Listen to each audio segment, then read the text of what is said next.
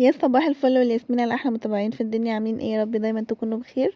قبل ما نبدا في وصفتنا متنسوش اللايك واشتراك في القناه وتفعلوا زر الجرس وكومنت حلو منكم يشجعني انزل فيديوهات اكتر. ما ننساش ندعي لاخواتنا يا ربنا ينصرهم يا رب. احمد بقى النهارده فاجئني وقال لي انا مش هروح الشغل بس على شرط تعملي لي فطار المطاعم. قلت له من عيوني. قمت جري على المطبخ وطلعت الطعميه وسيحتها وابتديت اللي انا اظبطها كده عشان اقليها. حطيت عليها بقى بيضايه وبيكنج باودر وكزبره وابتديت اللي انا اقلبها كويس جدا. هي مملحه. الطعميه دي بيتي من ايد مامتي وبابايا، بجد تسلم ايديهم. طعمها حلو جدا واحسن من بره بكتير، بتبقى فيها خضره كده وتحس ان هي عزيزه كده. هتقولوا لي عزيزه مين؟ هقول لكم معرفش، بس هي مديها فخامه كده. وحطيت الزيت على النار على ما اقلبها وابتديت ان انا احطها في طبق كده علشان اعمل قرصه كبيره. انا عايزاها كبيره علشان هحطها له في كايزر. وقال لي انا عايزه اكل كريم برجر. قلت له من عيوني. انا اخد شويه زيت كده واحطها من فوق الوش علشان تنفش معايا وكلها تستوي مره واحده. انا هقلبها طبعا، بس انا بحب اعمل الحركه دي. وحطيت عليها شويه سمسم واتكيت عليهم بالمعلقه كده علشان ما يقعوش معايا في الزيت. وهبتدي ان انا اقلبها تبقى تستوي براحتها. وهروح اشوف الوصفه التانية.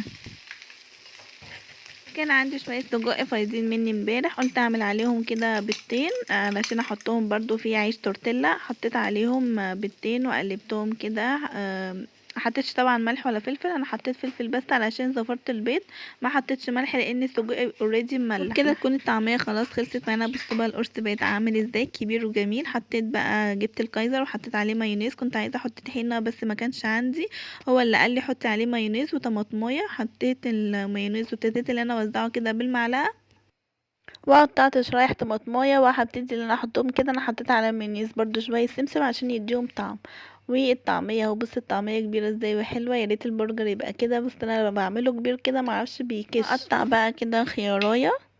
كنت عايزه احط جرجير بس ما كانش عندي وقضيت باللي موجود عندي. كده تكون وصفتنا الاولانيه خلصت. بجد السندوتش شكله حلو جدا يفتح النفس كده. انا جوعت تاني وانا بعمل فويس نوت.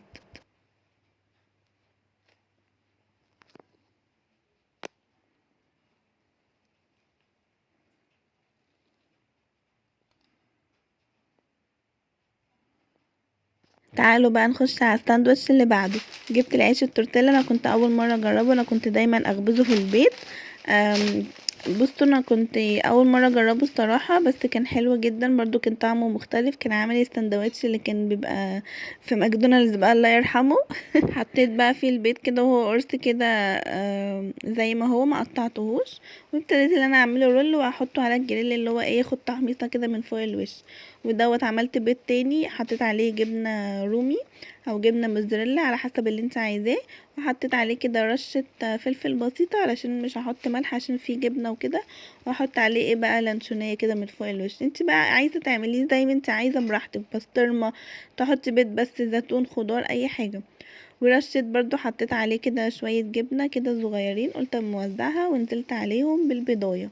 وهبتدي بقى ان انا اعمله رول برضو احطه على الجريل. بجد كان طعمه حلو جدا واحسن من ماكدونالدز الله يرحمه كتير جدا جدا جدا. دي بقى حاجة عشقي لذيذ يعني. بصوا انا بحبها جدا، عزيزة على قلبي قوي قوي. مش عارفة ايه عزيز دور عزيزة النهاردة في الموضوع، بس ما علينا. دي عجوة شوحتها كده بشوية سمنة وحطيت عليه بقى شويه سمسم. وابتديت ان انا احطها بقى في الكايزر. بجد كانت طعمها حلو جدا، تحفه تحفه تحفه. انت ممكن بقى بعد الخطوه دي تحطيها في الفرن تاخد تحميصه كده من فوق الوش. كده يكون فطارنا جاهز معانا. عملت فطار مختلف عن كل مره. طلعت بقى من روتين الفول والبيض المسلوق والبطاطس والحبشتكنات دي. غيرت بقى الفطار، عملت لهم فطار ماكدونالدز بقى الله يرحمه. لان احنا خلاص يعني بجد احنا بقالنا مش هناكل ماكدونالدز تاني خلاص طول عمرنا. بجد البيض ده كان طعمه حلو قوي. كان طعمه احلى كتير كتير من الفطار بتاع ماكدونالدز. واصلا غالي. انا دوت اصلا ما كلفنيش حاجه يعني. تلاقي السندوتش بسيط ارخص من اللي انت بتجيبيه بره. دي بقى العجوه عشقي عشقي عشقي. بجد كانت طعمها تحفه. والسمسم اداها برضو فليفر حلو قوي. لازم تجربيها هتعجبك جدا. وعلى فكره سهله جدا. انا هعمل معاكم فيديو مره وانا بعمل العجوه. بجد سهله جدا ومتاخدش منك اي وقت خالص، وبتبقى بجد نضيفه بصوا طعمه كده وجميله. وطبعا كالعاده انتوا عارفين ان انا بحب اعمل تيست كده وانا معاكم، ان انا بجري ريقكم بس مش اكتر. وبجد كان طعمها حلو قوي. وبس كده.